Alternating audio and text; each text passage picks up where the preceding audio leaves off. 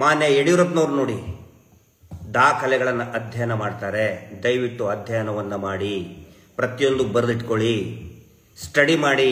ನಿಮ್ಮ ಹತ್ರ ಅನೇಕ ಲಾಯರ್ಗಳಿದ್ದಾರೆ, ನಿಮ್ಮದೇ ಲೀಗಲ್ ಅಡ್ವೈಸರ್ ಇದ್ದಾರೆ, ಅವರಿಗೆ ಕಳಿಸ್ಕೊಡ್ಬೇಕಾಗಿತ್ತು ನೀವು. ಹೈಕೋರ್ಟ್ ಜಜ್ಮೆಂಟ್ ಏನು ಬಂದಿದೆ, 17th ಕೋರ್ಟ್ ಜಜ್ಮೆಂಟ್ ಏನಿದೆ, CBI ಕೋರ್ಟ್ ಜಜ್ಮೆಂಟ್ ಏನಿದೆ, ಓದಿ ನೀವು ಈ ಯಾತ್ರೆ ಮಾಡಬೇಕಾಗಿತ್ತು. ಮಾಡಲಿಲ್ಲ, ಬಹಳ ತಪ್ಪು ಮಾಡಿದ್ರಿ. ಇದು ಒಂದು ದಾಖಲೆ. ಅಂದ್ರೆ ಈಗ ನಾನು ಹೇಳ್ತಾ ಇರೋದು, CBIನೇ ಹೇಳಿದೆಯಲ್ಲ ತಪ್ಪಿತಸ್ಥ ಅಧಿಕಾರಿಗಳ ಮೇಲೆ ಕ್ರಮ ಕೈಗೊಳ್ಳಿ ಅಂತ. CBI ನಿಮ್ಮ ಕಡೆನೇ ಇದೆಯಲ್ಲ, ನಿಮ್ಮ ಹೈಕಮಾಂಡ್ ಮಾನ್ಯ ಅಮಿತ್ ಶಾಜಿ ಅವರೇ ಇದಾರಲ್ವಾ, ಅವ್ರಿಗೆ ಹೇಳ್ಬೋದಲ್ವಾ ನೀವು? ಯಾಕೆ ಸುಪ್ರೀಂ ಕೋರ್ಟಿಗೆ ಅಡ್ವೊಕೇಟ್ ದುಡ್ಡು ಕೊಡ್ತೀರಿ? ಬಹಳ ಸರಳ ಕೆಲಸ ಇದು. ಇನ್ನೂ ಕೂಡ ಪೆಂಡಿಂಗ್ ಇದೆ. ಆ ನಂತರ 2017ರಲ್ಲಿ ಆದರೆ 2018ರಿಂದ 5 ವರ್ಷ ಅಧಿಕಾರದಲ್ಲಿ ಇದ್ದಿದ್ದೇ ಭಾರತೀಯ ಜನತಾ ಪಾರ್ಟಿ. ಯಾಕೆ ಮುಚ್ಚಿಟ್ಕೊಂಡ್ರು ಸರ್ ಇದನ್ನ? ಯಾಕೆ ಮುಚ್ಚಿಟ್ಕೊಂಡ್ರು? ಸರ್ಕಾರದ ಕಡತದಿಂದ ಯಾಕೆ ಮುಚ್ಚಿಟ್ಟುಕೊಂಡ್ರು? ಯಾರ ರಕ್ಷಣೆಗೋಸ್ಕರ ಇದನ್ನ ಮುಚ್ಚಿಟ್ಕೊಂಡ್ರು? ಉತ್ತರ ಕೊಡಬೇಕು. ಈಗ ವೆರಿ ರೀಸೆಂಟ್ಲಿ ಒಂದು ಡೆವಲಪ್ಮೆಂಟ್ ಆಗಿದೆ. ಮಹೇಶ್ ಶೆಟ್ಟಿ ತಿಮ್ಮರೋಡಿ ಅವರ ನೇತೃತ್ವದಲ್ಲಿ ಹೋರಾಟ ಮಾಡಬೇಕಾದ್ರೆ ಎಲ್ಲರೂ ಕೂಡ ನಾವು ಆಗ್ರಹ ಮಾಡಿದ್ದು, ಮಹೇಶ್ ಶೆಟ್ಟಿ ತಿಮ್ಮರೋಡಿ ಅವರು, ನಾವು, ಪ್ರಸನ್ನ ರವಿ, ಆನಂತರ ಜಯಂತ್ ಅವರು, ತಮ್ಮಣ್ಣ ಶೆಟ್ಟರು, ಎಲ್ಲರೂ ಕೂಡ, ಎಲ್ಲ ನಮ್ಮ ಇಡೀ ಸೌಜನ್ಯ, ನಮ್ಮ ಶಶಿಕಲಾ ಶೆಟ್ಟಿ ಅವರು, ದೊಡ್ಡ ಬಳಗ ಇದೆ. ಎಲ್ಲರೂ ಕೂಡ ಆಗ್ರಹ ಮಾಡ್ತಾನೆ ಬಂದ್ವಿ, ಅಕ್ವಿಟಲ್ ಕಮಿಟಿ ಮಾಡಬೇಕು.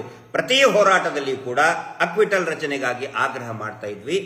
ಅಕ್ವಿಟಲ್ ಕಮಿಟಿನೂ ಆಯಿತು, ಅಕ್ವಿಟಲ್ ಕಮಿಟಿ ವರದಿನೂ ಕೂಡ ಕೊಟ್ಟರು, ಅದನ್ನು ಕೂಡ ಮುಚ್ಚಿಟ್ಕೊಂಡು ಬಿಟ್ರು. ಅಕ್ವಿಟಲ್ ಕಮಿಟಿಯಲ್ಲಿ ಈ ಹಿಂದೆ ನನ್ನ ವಿಡಿಯೋದಲ್ಲಿ ನಾನು ಇದರಲ್ಲಿ ಹೇಳಿದ್ದೀನಿ, ಅದನ್ನ ಸಭೆಗಳಲ್ಲಿ ಕೂಡ ಹೇಳಿದ್ದೀನಿ. ಏನಂತ ಹೇಳಿದ್ರೆ, ಅಕ್ವಿಟಲ್ ಕಮಿಟಿಯಲ್ಲಿ ಯಾರಿದ್ರು? ಅಕ್ವಿಟಲ್ ಕಮಿಟಿ ಆಗಿದ್ದು ಇದೇ 2025 ಜೂನ್ 2ನೇ ತಾರೀಕಿಗೆ ಡೇಟ್ ಇದೆ. ಅಕ್ವಿಟಲ್ ಕಮಿಟಿಯಲ್ಲಿ ಇದ್ದಿದ್ದು ಶ್ರೀ ಪಿ ಹರಿಶೇಖರನ್ ಸಾಹೇಬರು, Shri BN Jagadish, Bata Jagadisha, Shri T Kumar DYSP. ಅವ್ರನ್ನ ಯಾಕೆ ಹಾಕೊಂಡ್ರು ಗೊತ್ತಿಲ್ಲ. ಟ್ರೈನಿಂಗ್ ಸೆಂಟರ್ನವ್ರನ್ನ ಯಾಕೆ ಹಾಕೊಂಡ್ರು ಅವೆಲ್ಲ ಗೊತ್ತಿದೆ, ನನಗೆ ಗೊತ್ತಿದೆ.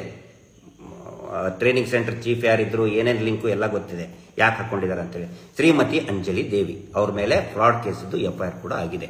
ಅಂಥವ್ರನ್ನ ಇಟ್ಕೊಂಡು, ಮತ್ತೆ ಉಳಿದವ್ರ ಬಗ್ಗೆ ನಮಗೇನು ಬೇರೆ ಅಭಿಪ್ರಾಯ ಇಲ್ಲ. ಹರಿಶೇಖರ್ ಸಾಹೇಬ್ರಿದ್ದಾರೆ. ಮುಖ್ಯವಾಗಿ ಗಮನಿಸಬೇಕಾಗಿದ್ದು ವಿಜೇಂದ್ರ ಅವರೇ, ನೀವು ಹೇಳ್ತಿದ್ರಲ್ಲ ಸುಪ್ರೀಂ ಕೋರ್ಟಿಗೆ ಹೋಗೋ ಅವಶ್ಯಕತೆನೇ ಇಲ್ಲ. ಇದರಲ್ಲಿ ಬಹಳ ಕ್ಲಿಯರ್ ಆಗಿ ಹೇಳಿದ್ದಾರೆ, ಒಂದು ವೇಳೆ CBI ನಮಗೆ ರೆಕಮೆಂಡ್ ಮಾಡಿದರೆ, ಶಿಫಾರಸು ಮಾಡಿದರೆ, ಯಾಕಂತ ಹೇಳಿದ್ರೆ ತನಿಖೆ ಆಗಿರುವುದೇ CBI, ಅಂದ್ರೆ ಅಂತಿಮ ವರದಿ, ಸೌಜನ್ಯ ಪ್ರಕರಣದ ಅಂತಿಮ ವರದಿ ಕೊಟ್ಟಿದ್ದೇ CBI ಆಗಿರುವುದರಿಂದ, ಒಂದು ವೇಳೆ CBI ನಮಗೆ ಶಿಫಾರಸು ಮಾಡಿದರೆ ತಪ್ಪಿತಸ್ಥ ಅಧಿಕಾರಿಗಳ ವಿರುದ್ಧ ಕ್ರಮ ಕೈಗೊಳ್ಳುತ್ತೇವೆ. ನಾಳೆನೇ ಒಂದು ಫ್ಲೈಟ್ ಮಾಡ್ಕೊಂಡು ಹೋಗಿ ಅಮಿತ್ ಶಾ ಅವ್ರಿಗೆ ಭೇಟಿಯಾಗಿ ಹೀಗೆ ಕಳಿಸಿದ್ದಾರೆ. ಯಾಕಂದ್ರೆ ಇವನು ಮುಚ್ಚಿಟ್ಕೊಂಡಿದ್ದಾರೆ. ಇದನ್ನ CBIಗೆ ಇನ್ನೂ ಕರೆಸ್ಪಾಂಡೆನ್ಸೇ ಆಗಿಲ್ಲ.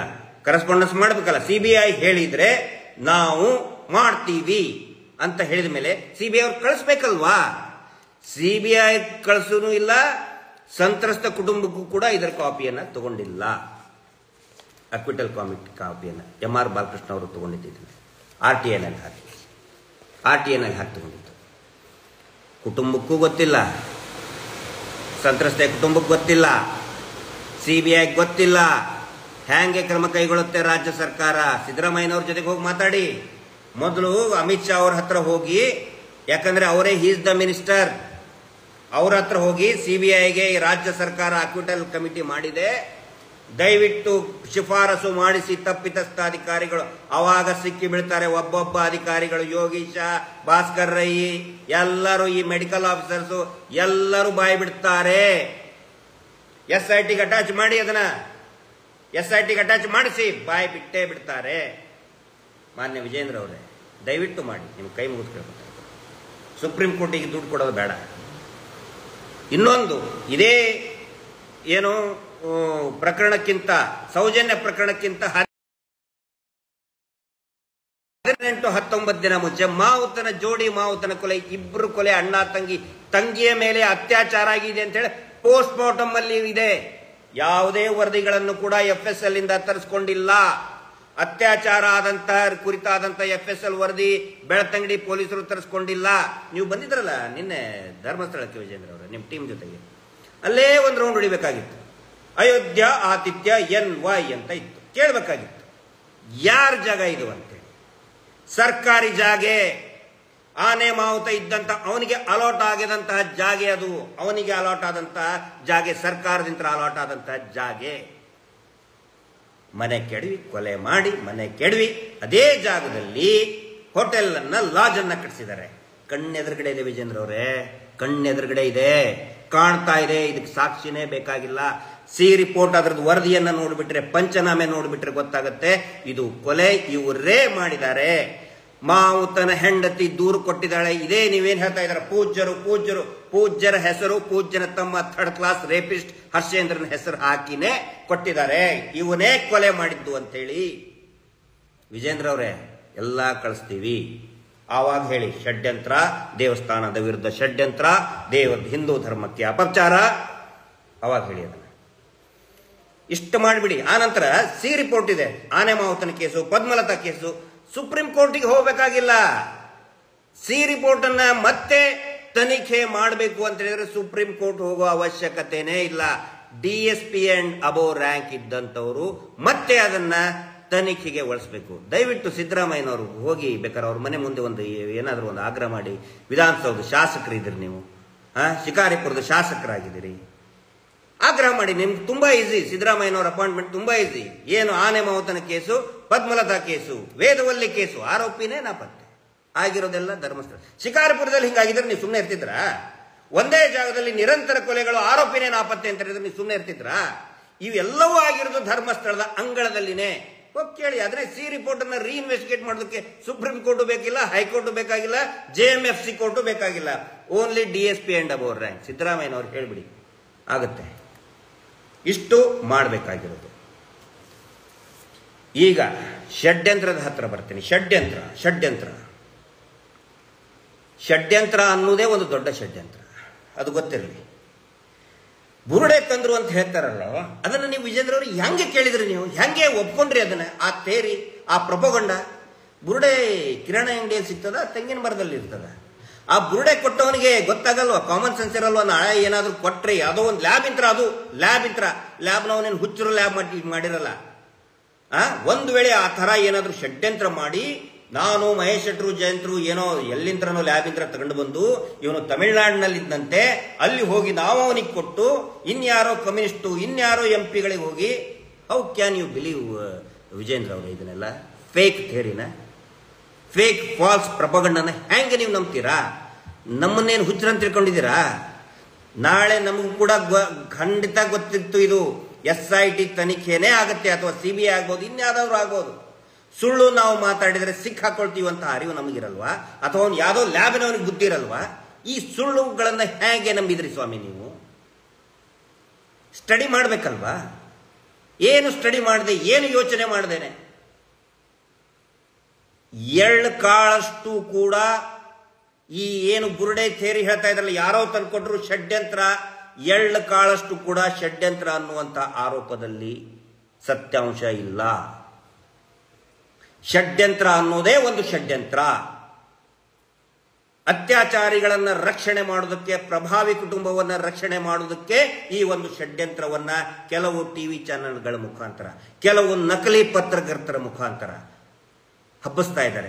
ಆ ನಂತರ ಇದನ್ನ ಈ ಷಡ್ಯಂತ್ರ, ಈ ಬುರುಡೆ ಥೇರಿ ಹೇಳಿದವರು ಇದೇ ಥರ್ಡ್ ಕ್ಲಾಸ್ ಲೋಫರ್ ಇವನು ರಾಕೇಶ್ ಶೆಟ್ಟಿ ನಿಮ್ಮ ವಿರುದ್ಧನೇ ಮಾತಾಡಿದ್ನಲ್ರಿ ವಿಜೇಂದ್ರ ಅವರೇ. ನಿಮ್ಮನ್ನೇ ಬ್ಲಾಕ್ ಮೇಲ್ ಮಾಡಕ್ ಹೊಂಟಿದ್ನಲ್ರಿ. ನೀವು ಅವನು ಹೇಗೆ ನಂಬಿದ್ರಿ ವಿಜೇಂದ್ರ ಅವರೇ? ಅವಾಗ ನಾವು ನಿಮ್ಮ ಬಗ್ಗೆ ಅನುಕಂಪ ನಿಮ್ಮ ಮೇಲೆ ಮಾಡಿದ್ದಕ್ಕೆ ನಮ್ಗೆ ಬಹಳ ಸಿಟ್ಟು ಬಂದಿತ್ತು. ರಾಕೇಶ್ ಶೆಟ್ಟಿ ಅನ್ನೋ third class loafer sex CD ಇಟ್ಕೊಂಡು ಬ್ಲಾಕ್ ಮೇಲ್ ಮಾಡ್ತಾನ ಅವನ್ನೆಲ್ಲರಿಗೂ. ಅವ್ನು ಹೇಳಿದ ಮಾತನ್ನ ನಂಬಿ ನೀವು ಇವನ್ನೆಲ್ಲ ಮಾಡ್ಕೊಂಡು ಕೂತಿದ್ರಿ ಅಲ್ರಿ. ಇನ್ನೊಬ್ಬ ಅಜಿತ್ ಜೈನ್ ಫಾರಿನ್ಗೆ ಹೋಗಿ ವಿದೇಶಕ್ಕೆ, ಅಮೆರಿಕಕ್ಕೆ ಹೋಗಿ ಸ್ಟಡಿ ಇನ್ವೆಸ್ಟಿಗೇಷನ್ ಮಾಡಿದ್ನಂತೆ. ಅವನ ತಲೆಯಲ್ಲಿ ಸಗಣಿ ತುಂಬಿಕೊಂಡಿದ್ದ ನಾವು ಅಜಿತ್ ಜೈನ್. ಅಂಥವ್ರದೆಲ್ಲ ಸುಳ್ಳು ಜೊಳ್ಳು ಷಡ್ಯಂತ್ರ ಅದು ಇದು ಅಂತ ಕೇಳ್ಕೊಂಡು ಒದ್ದಗ ಬಂದ್ಬಿಟ್ರಲ್ಲ, ಚಲೋ ಧರ್ಮಸ್ಥಳ ಚಲೋ ಅಂತ ನೇತೃತ್ವದಲ್ಲಿ ಅಂತ ಹೇಳಿ. ರಹಸ್ಯ ಹೇಳ್ತೇನೆ ಕೇಳಿ. ಷಡ್ಯಂತ್ರದ ರಹಸ್ಯ, ಷಡ್ಯಂತ್ರ ನಿಮ್ಮ ವಿರುದ್ಧ ಮಾಡ್ತಾ ಇದ್ದಾರೆ. ನಿಮ್ಮ ಮೇಲೆ ಒಂದು ಕನ್ಸರ್ನ್ ಇಟ್ಕೊಂಡು ಹೇಳ್ತಾ ಇದ್ದೀನಿ. ನಿಮ್ಮನ್ನ ಖೆಡ್ಡಕ್ಕೆ ತಳ್ತಾ ಇದ್ದಾರೆ ಇದೇ R Ashok, D K Shivakumar and S Santosh and Surana party ಕಚೇರಿಯಲ್ಲಿ ಇದ್ದಂಥ ನಿಮ್ಮನ್ನ ಖೆಡ್ಡಕ್ಕೆ ತಳ್ಳಿದ್ದಾರೆ. ವಿಜೇಂದ್ರ ಅವರೇ, ಅರ್ಥ ಮಾಡ್ಕೊಳ್ಳಿ ಈ ಷಡ್ಯಂತ್ರವನ್ನ. ಯಾಕಂದ್ರೆ ಎಲ್ಲರಿಗೂ ಗೊತ್ತಿದೆ ಇದೆ ಯಾವ ಷಡ್ಯಂತ್ರ ಇಲ್ಲ. ಈ ವೀರೇಂದ್ರ ಜೈನ್ ಎಷ್ಟು ಕಚ್ಚಡ ಹೊಲಿಸುವಂತ ಇವರೆಲ್ಲರಿಗೂ ಗೊತ್ತಿದೆ. ಯಾಕಂತ ಹೇಳಿದ್ರೆ ಡಿ ಕೆ ಶಿವಕುಮಾರ್ದು ದುಡ್ಡಿನ ವ್ಯವಹಾರ ಇದೆ. ಸೆಟ್ಟಿಂಗ್ ಸುರೇಂದ್ರನ ಜೊತೆಗೆ ಆ ಲಾಯರ್ ಜಗದೀಶ್ ಅವ್ರು ಹೇಳಿದ್ರಲ್ಲಿ ಸುಳ್ಳಲ್ಲ. ವಿಶ್ವನಾಥ್ಗೂ ಅವ್ರಿಗೂ ಸಂಬಂಧ ಇರೋದು ಸುಳ್ಳಲ್ಲ. ಲಾಯರ್ ಜಗದೀಶ್ ಹೇಳಿದ್ದು ಅಪ್ಪಟ ಸತ್ಯ. ಅವ್ರು ಇಂಡಿವಿಜುವಲ್ ಆಗಿ ಏನೇನು ಮಾತಾಡ್ತಾರೆ, ಬೇರೆ ಬೇರೆ ವಿಷಯದ ಬಗ್ಗೆ ಮಾತಾಡಿದ್ದಾರೆ, ಅದ್ರ ಬಗ್ಗೆ ನಾನೇನು ಹೇಳಕ್ ಹೋಗಲ್ಲ, ಅದು ಅವ್ರಿಗೆ ಬಿಟ್ಟಿದ್ದು. ಆದರೆ ಸೌಜನ್ಯ ಪ್ರಕರಣದಲ್ಲಿ, ಈ ಪ್ರಕರಣದಲ್ಲಿ ಮತ್ತು ಆ ಸೆಟ್ಟಿಂಗ್ ಸುರೇಂದ್ರ ನಕಲಿ ದೇವಮಾನವನ ತಮ್ಮ ಮಾಡ್ತಾ ಇರುವಂತಹ ರಿಯಲ್ ಎಸ್ಟೇಟು, ವಿಶ್ವನಾಥ್ಗೂ ಇರೋ ಸಂಬಂಧ, ಡಿ ಕೆ ಶಿವಕುಮಾರ್ಗೆ ಇರೋ ಸಂಬಂಧ ಲಾಯರ್ ಜಗದೀಶ್ ಹೇಳಿದ್ದು ಅಪ್ಪಟ ಸತ್ಯ ಇದೆ. ನಾನು ಕೂಡ ಅವಾಗ ರಿಯಲ್ ಎಸ್ಟೇಟ್ ಮಾಡ್ತಿದ್ದೆ ಒಂದಿಷ್ಟು ದಿನ, ಕೈಗ ಎಟಕ್ಲಿ ಏನು ಅದು ನನ್ನ ಇದಕ್ಕೂ ಇರಲಿಲ್ಲ. ಅವಾಗಲೂ ಎಷ್ಟೋ ಜನ ಹೇಳಿದ್ದಾರೆ ಇದು ಧರ್ಮಸ್ಥಳದ ವೀರೇಂದ್ರ ಜೈನ್ ಅಂತ ಸುಮಾರು ಜನ ಹೇಳಿದ್ದಾರೆ. ಈ ಸೆಟ್ಟಿಂಗ್ ಸುರೇಂದ್ರ ಇವ್ರದ್ದು ದೊಡ್ಡ ದಂಧೆ ಇದೆ ಯಲಹಂಕದಲ್ಲಿ. ಇಡೀ ಬೆಂಗಳೂರಿನಲ್ಲಿ ಮತ್ತು ದೆಹಲಿಯಲ್ಲಿ ಈ ಧರ್ಮೋದ್ಯಮಿಗಳು, ನೀವು ಹೇಳ್ತಿರಲ್ಲ ದೇವಮಾನವ ಅಂತೇಳಿ, ಫೇಮಸ್ ನೊಟೋ ಅಥವಾ ಇನ್ಫೇಮಸ್ ಇರೋದಕ್ಕೆ, ಬ್ಲ್ಯಾಕ್ ಮನಿಯನ್ನ ವೈಟ್ ಮನಿ ಮಾಡೋದಕ್ಕೆ, ಕಪ್ಪು ಹಣ ವರ್ಗಾವಣೆ ಮಾಡೋದಕ್ಕೆ ಇರುವಂತಹ ವ್ಯಕ್ತಿಗಳಿವರು. ಗೊತ್ತಿರಲಿ, ನಿಮ್ಗೆ ಗೊತ್ತಿರ್ತದೆ. ಡಿ ಕೆ ಸುಮಾರು ಜನ ಹೇಳ್ತಾರೆ ಮೀಟರ್ ಬಡ್ಡಿ ದಂಧೆಯಲ್ಲಿ ಇರೋದೆಲ್ಲ ಬ್ಲ್ಯಾಕ್ ಮನಿನೇ ವಿಜೇಂದ್ರ ಅವರೇ. ದೊಡ್ಡ ದೊಡ್ಡ ರಾಜಕಾರಣಿಗಳ ದುಡ್ಡಿದೆ, ಅನೇಕ ರಾಜಕಾರಣಿಗಳ ದುಡ್ಡು, ದೊಡ್ಡ ದೊಡ್ಡ ಅಧಿಕಾರಿಗಳ ದುಡ್ಡು, ದೊಡ್ಡ ದೊಡ್ಡ ಉದ್ಯಮಿಗಳ ಬ್ಲ್ಯಾಕ್ ಮನಿ ಇದೆ. ಹಿಂಗಾಗಿ ಎಲ್ಲರೂ ಕೂಡ ಅವ್ರನ್ನ ರಕ್ಷಣೆ ಮಾಡಕ್ ನಿಂತಿದ್ದಾರೆ. ರಾಜ್ಯಸಭಾ ಸದಸ್ಯರನ್ನ ಮಾಡಬೇಕಾದ್ರೆ 100 ಕೋಟಿವರೆಗೂ ಕೂಡ ಹಣ ವರ್ಗಾವಣೆ ನಡೆದಿದೆ. ಕೇಳಿ S&S ಅವ್ರಿಗೆ, ಸುರಾನ ಗಿರಾನ ಇದಾರಲ್ಲ ದಲಾಲರು, ಅವರಿಂತನೇ ಪಾರ್ಟಿ ಹಾಳಾಗಿದ್ದು, ಅವರಿಂತನೇ ಬೇಜಾರಾಗಿ ಪಕ್ಷದಿಂದ ನಾವು ಹೊರಗಡೆ ಬಂದು ಸುಮ್ಮನೆ ಕೂತ್ಕೊಂಡಿದ್ದು. ನಿಮ್ಮನ್ನು ಕೂಡ ಸಿಕ್ಕಾಕೊಂಡ್ರು, ಮಾನ್ಯ ಯಡಿಯೂರಪ್ಪನವ್ರಿಗೂ ಕೂಡ ಸಿಕ್ಕಾಕ್ಸಿದ್ರು ಅವರು. ಮತ್ತೆ ಒಂದ್ಸಗೆ ನಿಮಗೆ ಖೆಡ್ಡ ತೋಡಿದ್ದಾರೆ. ಅವರು ತಿಂದಿದ್ದನ್ನ ನಿಮ್ಮ ಮುಖಕ್ಕೆ ಒರೆಸಕ್ಕೆ ಷಡ್ಯಂತ್ರ ದೇವಸ್ಥಾನದ ವಿರುದ್ಧ ಖಂಡಿತ ಇಲ್ಲ, ಇರೋದಕ್ಕೆ ಸಾಧ್ಯನೇ ಇಲ್ಲ. ಇದು ವಿಜೇಂದ್ರ ಅವರಿಗೆ ಗೊತ್ತಿರಲಿ. ಷಡ್ಯಂತ್ರದ ಇನ್ನೊಂದು ಭಾಗ ಹೇಳ್ತೀನಿ. ಜನತಾ ಏಜೆಂಟ್ ಬಹಳ ಸಣ್ಣದಾದಂತಹ ಒಂದು ಯೂಟ್ಯೂಬ್ ಚಾನಲ್ ಜನತಾ ಏಜೆಂಟ್. ನಿನ್ನೆ ನೀವು ಬಂದ ತಕ್ಷಣನೇ ಒಂದು ಪಬ್ಲಿಕ್ ರಿಯಾಕ್ಷನ್ಗೆ ಬಿಟ್ಟರು. ಪಬ್ಲಿಕ್ ರಿಯಾಕ್ಷನ್ ಬರೀ ಸೌಜನ್ಯ ಹೋರಾಟಗಾರರ ರಿಯಾಕ್ಷನ್ ಮಾಡ್ಬೇಕಂತೇನಿಲ್ಲ. ಜನಸಾಮಾನ್ಯರು ಏನು ಹೇಳ್ತಾರೆ ಗೊತ್ತಾ, ಅದರ ವರದಿ ಜನಸಾಮಾನ್ಯರದು. ಜನತಾ ಏಜೆಂಟ್ ಪ್ರಶ್ನೆ ಕೇಳ್ತಾರೆ, ಬಿಜೆಪಿ ಸೌಜನ್ಯ ಮನೆಗೆ ಭೇಟಿ ಕೊಟ್ಟಿದ್ದು ಯಾಕೆ? ವಿಡಿಯೋ ನೋಡಿದ ಮೇಲೆ 10,000 vote, 10,000 vote within one day ಅಲ್ಲ, ಬೆಳಿಗ್ಗೆ ಒಂದು 12-13 ತಾಸಲ್ಲಿನೇ ಆಗಿದ್ದದು. 12-13 ತಾಸಿನಲ್ಲಿ ವಿಜೇಂದ್ರ ಅವರೇ 10K ವೋಟ್ಸ್, 10,000 ವೋಟ್ನಲ್ಲಿ 95% ಹೇಳ್ತಾ ಇರೋದು ಷಡ್ಯಂತ್ರವನ್ನ ನೀವು ಮಾಡ್ತಾ ಇದ್ದೀರಿ. ನೀವು ಷಡ್ಯಂತ್ರ ಮಾಡ್ತಾ ಇದ್ದೀರಿ, ರಾಜಕೀಯ ಷಡ್ಯಂತ್ರ. ಅಪರಾಧಿಗಳನ್ನ ಉಳಿಸ್ಕೊಳ್ಳೋದಕ್ಕೆ ನೀವು ರಾಜಕೀಯ ಷಡ್ಯಂತ್ರ ಮಾಡ್ತಾ ಇದ್ದೀರಿ. ಬಿಜೆಪಿಯವರು ಷಡ್ಯಂತ್ರ ಮಾಡ್ತಾ ಇದ್ದಾರೆ ಅಂತೇಳಿ ಜನರಲ್ ಪಬ್ಲಿಕ್ ಕಾಮನ್ ಮ್ಯಾನ್, ಈ ರಾಜ್ಯದ ಜನಸಾಮಾನ್ಯ ಉತ್ತರಿಸ್ತಾ ಇದ್ದಾನೆ. ಷಡ್ಯಂತ್ರ ನೀವು ಹೋಗಿರೋದೇ ನಾಟಕ, ಡ್ರಾಮಾ. ವಿಜೇಂದ್ರ ಅವರೇ, ಜನತಾ ಏಜೆಂಟ್ ವರದಿ. ಈತ ಅನೇಕ ಯೂಟ್ಯೂಬ್ಗಳು ಸರ್ವೆ ಮಾಡ್ತಾ ಇದ್ದಾರೆ. ಕಡಬದಲ್ಲಿ ಮೊನ್ನೆ ಚುನಾವಣೆ ಆಯಿತು, ಬೈ ಎಲೆಕ್ಷನ್ ಅಲ್ಲಿ ಬಿಜೆಪಿಯ ಮಹಿಳಾ ಅಭ್ಯರ್ಥಿಗೆ 0 ವೋಟ್, 0, ಬಿಗ್ 0. ಒಂದೇ ಒಂದು ವೋಟ್ ಇಲ್ಲ. ಕಡಬ, ದಕ್ಷಿಣ ಕನ್ನಡ ಜಿಲ್ಲೆ ಕಡಬದಲ್ಲಿ ಬಿಗ್ 0. ಇನ್ನು ಮುಂದೇನು ಕೂಡ ಇದೇ ರೀತಿ ನೀವು ಅತ್ಯಾಚಾರಿಗಳನ್ನ ಬೆಂಬಲಿಸ್ತಾ ಹಿಂದೂ ಧರ್ಮಕ್ಕೆ ಅಪಮಾನ ಅಂತ ಹೇಳಿ ಏನಾದರೂ ಡ್ರಾಮಾ ಮಾಡಿದ್ರೆ 0, ಬಿಗ್ 0. ಬಡ್ಡಿ ದಂಧೆಯಿಂದ ಬೇಸತ್ತು ಎಲ್ಲರೂ ಕೂಡ ಕಾಂಗ್ರೆಸ್ಸಿಗೆ, ಸಿದ್ದರಾಮಯ್ಯನವರಿಗೆ ಶಿಫ್ಟ್ ಆಗಿ ಆಯಿತು. ದುಡಿಯುವ ವರ್ಗ ನಿಮ್ಮ ಜೊತೆಗಿಲ್ಲ, ಹಿಂದುಳಿದ ವರ್ಗದವರು ನಿಮ್ಮ ಜೊತೆಗಿಲ್ಲ, ದಲಿತರು ಇಲ್ಲವೇ ಇಲ್ಲ, ಮುಸ್ಲಿಮರು ಕೇಳಲೇಬೇಡಿ, ಒಕ್ಕಲಿಗರು, ಸೌಜನ್ಯ ಒಕ್ಕಲಿಗರು. ಆರ್ ಅಶೋಕ್ ಮುಖ ನೋಡಿದ್ರೆ ಯಾವ್ದದು ಉತ್ತರಳ್ಳಿ ಟೋಲ್ ಗೇಟ್ ದಾಟಿದ್ರೆ ಆರ್ ಅಶೋಕಿಗೆ 1 ವೋಟ್ ಬಿಡಲ್ಲ. ಉತ್ತರಳ್ಳಿಯಲ್ಲಿ ವೋಟ್ ಬೀಳುವುದೇ ಪ್ರಾಮಾಣಿಕ ಕಾರ್ಯಕರ್ತರಿಂದ. ಮೋದಿಜಿ ಅವ್ರ ಮುಖ ನೋಡಿ, ಹಿಂದೆ ವಾಜಪೇಯಿ ಅವ್ರ ಮುಖ ನೋಡಿ ವೋಟ್ ಹಾಕ್ತಾ ಇದ್ರು. ಆರ್ ಅಶೋಕ್ ಮುಖ ನೋಡಿ ಯಾರು ವೋಟ್ ಹಾಕಿಲ್ಲ. ಒಕ್ಕಲಿಗರಿಗೆ ಯಾರ ನಾಯಕರಿಗೆ 1 ವೋಟ್ ಬಿಡಲ್ಲ ಅವ್ರ ಮುಖ ನೋಡಿದ್ರೆ. ಎಲ್ಲಿದೆ ನಿಮಗೆ? ನೀವು ಇದೇ ರೀತಿ ಹೋಗಿ ಅತ್ಯಾಚಾರಿಗಳ ಬೆಂಬಲಕ್ಕೆ ನಿಂತ್ಕೊಂಡು ಡ್ರಾಮಾ ಮಾಡಿದರೆ, ಹಿಂದೂ ದೇವಸ್ಥಾನಕ್ಕೆ ಅಪಮಾನ ಆಡಿದ್ರೆ ನಿಮ್ಮಂಥ ಮೂರ್ಖರು ಯಾರಿಲ್ಲ. ಯಾಕಂತ ಹೇಳಿದ್ರೆ ಜನರುಗಳು ತುಂಬಾ ಜಾಣರಿದ್ದಾರೆ. ಈ ರಾಜ್ಯದ ಜನ ನಿಮ್ಮ ಈ ಆರಶೋಕ ಬೊಗಳೆ ಬಿಡ್ತಾ ಇದಾರಲ್ಲ, ರೇಷನ್ ಅಂಗಡಿ ಹೆಗ್ಗಣದ ತರ ತಿಂದು ಉಪ್ಕೊಂಡಿದ್ದಾರೆ. ಹಂಗೆ ಅವರ ಮಾತನ್ನ ಕೇಳೋದಕ್ಕೆ ಯಾವನೂ ರೆಡಿ ಇಲ್ಲ. ಸೌಜನ್ಯಾಳಿಗೆ ನ್ಯಾಯ ಸಿಗಬೇಕು, ಧರ್ಮಸ್ಥಳದಲ್ಲಿ ಅತ್ಯಾಚಾರ ಆಗಿ ಕೊಲೆ ಆದಂತ ಪ್ರತಿಯೊಬ್ಬರಿಗೂ ನ್ಯಾಯ ಸಿಗಬೇಕು ಅಂತ ಹೇಳಿ ಇಡೀ ರಾಜ್ಯ ದೇಶ ಇವತ್ತು ಕಾಯ್ತಾ ಇದೆ. ಡ್ರಾಮಾ ಮಾಡಿ ನಿಮ್ಮನ್ನ ಖೆಡ್ಡ ತಳ್ತಾ ಇದ್ದಾರೆ. ನಿಮ್ಮ ಮೇಲೆ ಒಂದು ಕನ್ಸರ್ನ್ ಇಟ್ಕೊಂಡು ಹೇಳ್ತಾ ಇದ್ದೀನಿ, ದಯವಿಟ್ಟು ಈ ಖೆಡ್ಡದಿಂದ ಹೊರಗಡೆ ಬನ್ನಿ. ವಿನಾಕಾರಣ ಸರ್ಕಾರದ ಮೇಲೆ ನಾವು ಬೆಂಬಲಿಗರಲ್ಲ. ಪ್ರಿಯಾಂಕಾ ಖರ್ಗೆ ಅವ್ರು ಹೇಳಿದ್ ಕರೆಕ್ಟ್ ಇದೆ. ನಾವು ಬೆಳೆದಿದ್ದು ಯಡಿಯೂರಪ್ಪನವ್ರ ಗರಡಿಯಲ್ಲಿ ಸಂಘದ ಶಿಕ್ಷಣವನ್ನು ಪಡೆದಂಥವ್ರು ನಾವು. ಮಹೇಶ್ ಶೆಟ್ರು, ನಮ್ಮ ತಮ್ಮಣ್ಣ ಶೆಟ್ರು, ಎಲ್ಲರೂ ಯಾಮನಂತರ ಯಾರು ಪ್ರಸನ್ನ ರವಿ ಅವರು, ಶೈಲಜಾ ಶೆಟ್ಟಿ ಅವರು ಎಲ್ಲರೂ ಕೂಡ ಇಡೀ ಟೀಮೇ ಸಂಘದ ಗರಡಿಯಲ್ಲಿ ಬೆಳೆದಂಥವ್ರು. ನಾನು ಮದುವೆಯಾಗಿದ್ದು ಸ್ವಲ್ಪ ವಿವರವಾಗಿ ಹೇಳ್ತೇನೆ. ನನ್ನ ಮದುವೆ ಎಲ್ಲಿ ಆಗಬೇಕು ಅಂತ ತೀರ್ಮಾನ ಆಗಿದ್ದೆ ನಿಮ್ಮ ಮನೆಯಲ್ಲಿ ವಿಜೇಂದ್ರ ಅವರೇ. ಯಡಿಯೂರಪ್ಪನವರೇ ಹೇಳಿದ್ದಾರೆ. ಯಡಿಯೂರಪ್ಪನವ್ರು ಅವಾಗ ಬೆಳಿಗ್ಗೆ ಬಂದಿದ್ದೆ, ಶೋಭಾ ಮೇಡಮ್ ಕೂಡ ಇದ್ರು. ಎಲ್ಲಿ ಏನಪ್ಪ ಮದುವೆ ಅಂತ ಎಲ್ಲಿ ಅಂದ್ಕೊಳ್ಳಿ, ಅವಾಗ ತೀರ್ಮಾನ ಮಾಡಿ ಸರ್ ಧರ್ಮಸ್ಥಳ ಆಯ್ತು, ಧರ್ಮಸ್ಥಳದಲ್ಲೇ ಆಗು ಅಂತ ಹೇಳಿ ನೆಕ್ಸ್ಟ್ ಕಾಲ್ ತಗೊಂಡು ಸ್ವಾಮಿ ಹಚ್ಚು ಫೋನು ಧರ್ಮಸ್ಥಳಕ್ಕೆ. ವೀರೇಂದ್ರ ಹೆಗಡೆ ಅವ್ರ ಫೋನ್ ಹಚ್ಚಿ ಗಿರೀಶ್ ಅಲ್ಲೇ ಮದುವೆ ಆಗ್ತಾನೆ ಅಂತ ಹೇಳಿ ಯಡಿಯೂರಪ್ಪನವ್ರು ಹೇಳಿದ್ದು.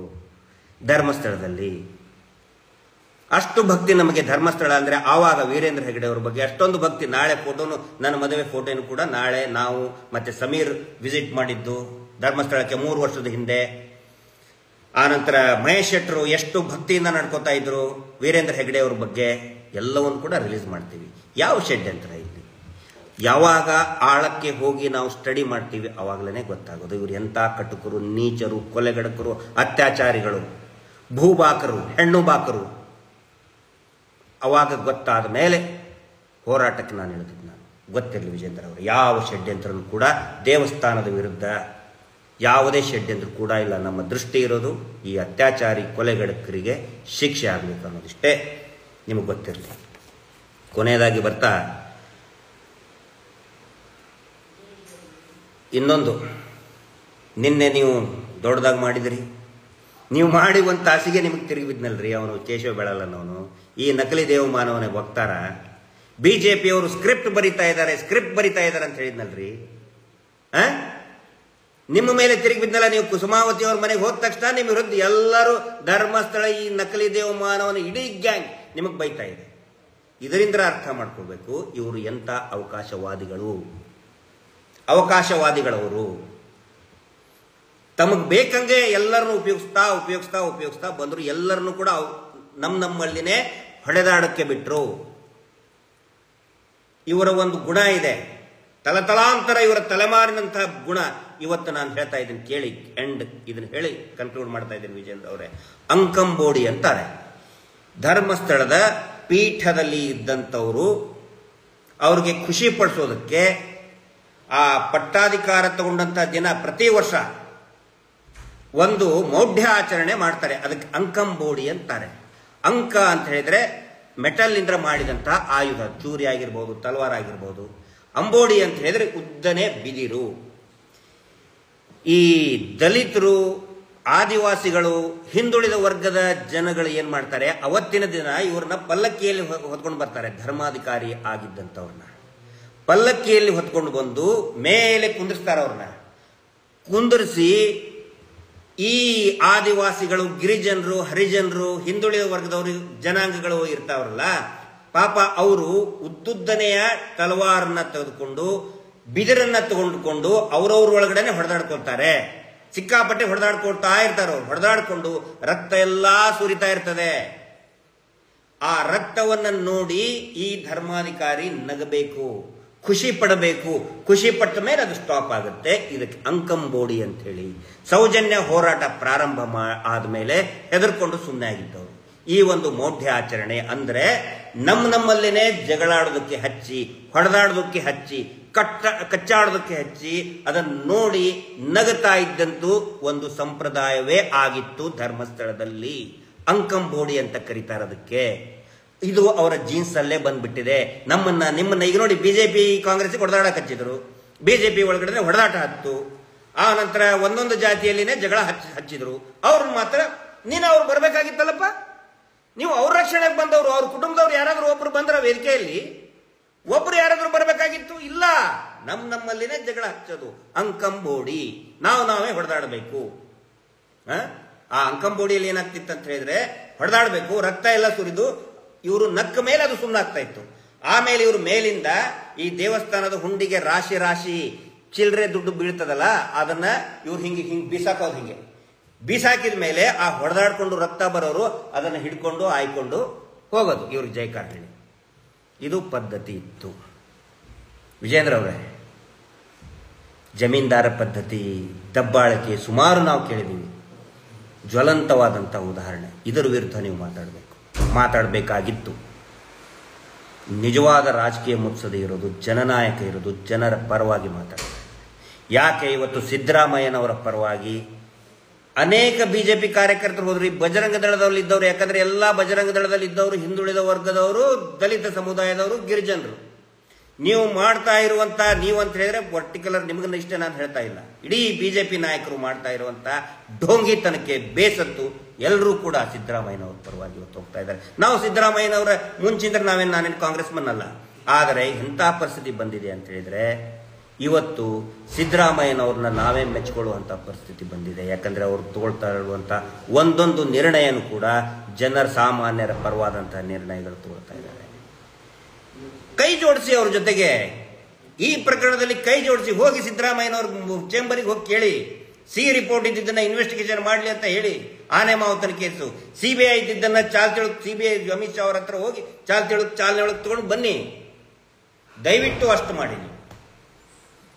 ನಿನ್ನೆ ಆಗಿದ್ದೇನು, ಕೋಟ್ಯಾಂತರ ರೂಪಾಯಿ ತರಿಸಿ ಸುರಿದು ನಮ್ಮನ್ನು ಬಯಸಬೇಕು, ಷಡ್ಯಂತ್ರ ಅಂತ ಹೇಳಬೇಕು. ಕೊನೆಗಾಗಿದ್ದೇನು, ಸೌಜನ್ಯ ಮನೆಗೆ ಹೋದ್ರಿ, ಇಡೀ ದೇಶದ ರಾಜ್ಯದ ಜನ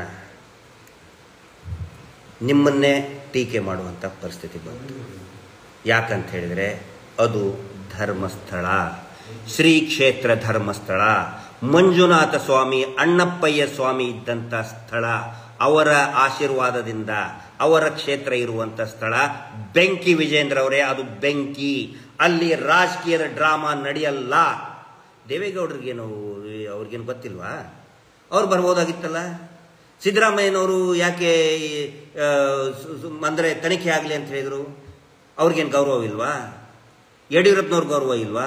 ಎಲ್ಲರಿಗೂ ಗೌರವ ಇದೆ. ಅಷ್ಟೇ ಅಲ್ಲ, ಅದರ ಶಕ್ತಿ, ಕ್ಷೇತ್ರದ ಮಹಿಮೆ ಎಲ್ಲ ಪ್ರಬುದ್ಧ ರಾಜಕೀಯ ನಾಯಕರುಗಳಿಗೆ ಇದೆ. ಶಕ್ತಿ ಅದು. ಧರ್ಮಸ್ಥಳಕ್ಕೆ ಬರುವುದು ಆಣೆ ಪ್ರಮಾಣ ಮಾಡೋದಕ್ಕೆ ಬರ್ತಾರೆ ಹೊರತು ರಾಜಕೀಯ ನಾಯಕರು ದಂಡು ಕಡ್ಕೊಂಡು ಅಲ್ಲಿ ಜೈಕಾರ ಘೋಷಣೆ ಕೂಗಿದಿರಿ ನಿನ್ನೆ. ಇದು ನಿಮ್ಮಂತ ಅವಿವೇಕಿಗಳು ಯಾರು ಇಲ್ಲ. ನೀವು ಅಂತ ಹೇಳಿದ್ರೆ ವಿಜೇಂದ್ರ ಅವ್ರಿಗೆ ಇಷ್ಟೇ ನಾನು ಹೇಳ್ತಾ ಇದ್ದಲ್ಲ, ರಾಜಕೀಯ ಘೋಷಣೆ ಕೂಗ್ತಾ ಇದ್ರಲ್ಲ ಅವ್ರಿಗೆ ಹೇಳ್ತಾ ಇದ್ದೀನಿ ನಾನು. ರಾಜಕೀಯ ನಾಯಕರಿಗೆ ಜಯವಾಗಲಿ. ಮಂಜುನಾಥ ಸ್ವಾಮಿಯ ಕ್ಷೇತ್ರಕ್ಕೆ ಬಂದು, ಅತ್ಯಂತ ಪವಿತ್ರ ಕ್ಷೇತ್ರಕ್ಕೆ ಬಂದು ರಾಜಕೀಯ ನಾಯಕರಿಗೆ ಒಂದು ಜೈಕಾರ ಹಾಕಿ ಅತ್ಯಾಚಾರಿಗಳ ರಕ್ಷಣೆಗೆ ಮಾಡ್ತಾ ಇದ್ದಾರಲ್ಲ. ಇವ್ರೇನು ಹೇಳ್ತಾ ಇದ್ರು, ಅಟ್ಲೀಸ್ಟ್ ಅದನ್ನಾದ್ರೂ ಯೋಚನೆ ಮಾಡಬೇಕಾಗಿತ್ತು. ಇವ್ರು ಹೇಳ್ತಾರೆ ಏನೋ ಒಂದು ಥಿಯರಿ ಕ್ರಿಯೇಟ್ ಮಾಡಿಬಿಟ್ಟಿದ್ದಾರೆ. ಈಗ ಧರ್ಮಸ್ಥಳಕ್ಕೆ ಎದಕ್ಕೆ ಬರ್ತಾರೆ ಅಂತ ಅಂದ್ರೆ ಮೋಕ್ಷ ಸಿಗುತ್ತೆ, ಧರ್ಮಸ್ಥಳ ಬಂದು ಸತ್ ಬಿಟ್ರೆ ಮೋಕ್ಷ ಸಿಗುತ್ತೆ ಅಂತ ಹೇಳಿ. ವಿಜೇಂದ್ರ ಅವರೇ, ದಾಖಲೆ ಕೊಡ್ತೀನಿ, ತೋರ್ಸಾಗಿದೆ, ಟಿವಿ ಚಾನಲ್ ಅಲ್ಲಿ ಬಂದಾಗಿದೆ, ಎಲ್ಲಾ ಕಡೆನೂ ನಾವು ಕೊಟ್ಟಿದ್ವಿ. 10 ವರ್ಷದ ಹುಡುಗಿಯ ಶವ ಇದೆ, 15 ವರ್ಷದ ಹುಡುಗಿಯ ಶವ ಇದೆ. 10 ವರ್ಷದ ಹುಡುಗಿ ಮೋಕ್ಷ ಸಿಗಲಿ ಅಂತ ಬಂದು ಸಾಯ್ತಾಳ? ಉತ್ತರ ಕೊಡ್ರಪ್ಪ ಯಾರಾದ್ರು. ಹುಡುಗಿಯರ ವಯಸ್ಸು ಎಷ್ಟು? 10 ವರ್ಷದ ಹುಡುಗಿ. ರೆಕಾರ್ಡ್ ಇದೆ. ಅವತ್ತಿಂದನೇ ದಫನ್ ಮಾಡಿದ್ದಾರೆ. 10 ವರ್ಷದ ಹುಡುಗಿ, 15 ವರ್ಷದ ಹುಡುಗಿ, 20 ವರ್ಷದ ಹುಡುಗಿ ಮೋಕ್ಷ ಸಿಗುತ್ತೆ ಅಂತ ಬಂದ್ಸತ್ರ. 20 ವರ್ಷದ ಹುಡುಗಿ, 10-12 ವರ್ಷದ ಪ್ರಾಯದ ಹುಡುಗಿ. ಏನ್ ಮಾತಾಡ್ತಾ ಇದ್ದಾರೆ ಇವರು? ಕೇಳಕ್ಕಾಗಲ್ವ ನಿಮಗೆ ಇದನ್ನ? ಬರೀ ಒಂದು ಸುಳ್ಳು ತೇರಿ ಸುಳ್ಳು ಹೇಳಿ ಆ ಒಂದಿಷ್ಟು ಚಾನೆಲ್ಗಳ ಮುಂದೆ ಬೊಗಳಿಸಿ. ವಿಜೇಂದ್ರ ಅವರೇ, ದಯವಿಟ್ಟು ಅಧ್ಯಯನ ಮಾಡಿ. ನೀವು ಕರೆದ್ರೆ ನಾವು ಮಹೇಶ್ ಶೆಟ್ಟಿ ತಿಮ್ಮರೋಡಿ ಇಡೀ ನಮ್ಮ ಹೋರಾಟ ಸಮಿತಿಯವರು ಬಂದೇ ಬರ್ತೀವಿ. ಕಾಂಪ್ರಮೈಸ್ ಆಗೋದಕ್ಕಲ್ಲ, ಇವ್ರನ್ನ ಶಿಕ್ಷೆಗೆ ಒಳಪಡಿಸೋದಕ್ಕೆ. ನಿನ್ನೆ ಇಷ್ಟ ದಿನ ಸರ್ಕಸ್ ಮಾಡಿದ್ರಲ್ಲ, ಕೊನೆಗೆ ಬಿದ್ದಿದ್ದು ಏಟ್ ಯಾರಿಗೆ? ಷಡ್ಯಂತ್ರ ಅಂತ ಷಡ್ಯಂತ್ರದ ಭಾಗ ಆಗಿರುವಂತಹ ನಿಮ್ಮ ಈ ಬೋಗಸ್ ಟೀಮಿಗೆ ಗೊತ್ತಿರಲಿ, ಇದು ಸೌಜನ್ಯ ಶಕ್ತಿ. Justice for Soujanya. ಎಲ್ಲರಿಗೂ ಕೂಡ ಸೌಜನ್ಯಳಂತೆ ಸತ್ತಂತಹ, ಅತ್ಯಾಚಾರಕ್ಕೆ ಒಳಗಾಗಿ ಅಮಾನುಷವಾಗಿ ಹತ್ಯೆ ಆದಂಥ ಎಲ್ಲರಿಗೂ ಕೂಡ ನ್ಯಾಯ ಸಿಗಲಿ. Justice for Soujanya. ನಮಸ್ತೆ.